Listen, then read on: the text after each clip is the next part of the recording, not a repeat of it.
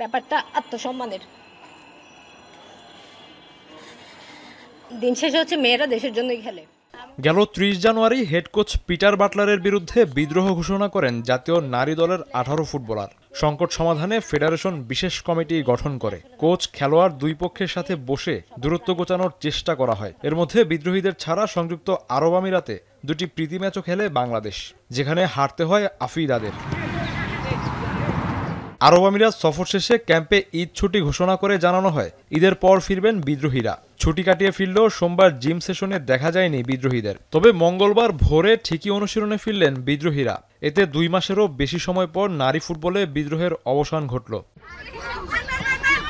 ধানমন্ডির আবাহনী মাঠে বিদ্রোহী ১৮ ফুটবলারের মধ্যে ১৩ জনই অনুশীলন করেছেন। প্রায় ১.৫ ঘন্টার ট্রেনিং সেশনটি ছিল ক্লোজ ডোর।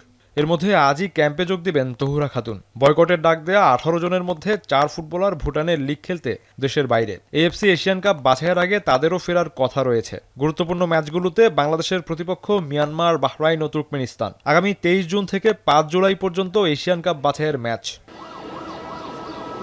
অধিকাংশ বিদ্রোহী ফুটবলার অনুশীলনে ফেরায় আরব আমিরাত সফরে খেলা বেশ কয়েকজন আসন্ন টুর্নামেন্টে বাদ পড়তে পারেন। তবে পিটার বাটলারের চূড়ান্ত দলে বিদ্রোহীদের মধ্যে কয়জন সুযোগ পাবেন সেটাই দেখার অপেক্ষা। এসকে শাওন, এখন, ঢাকা।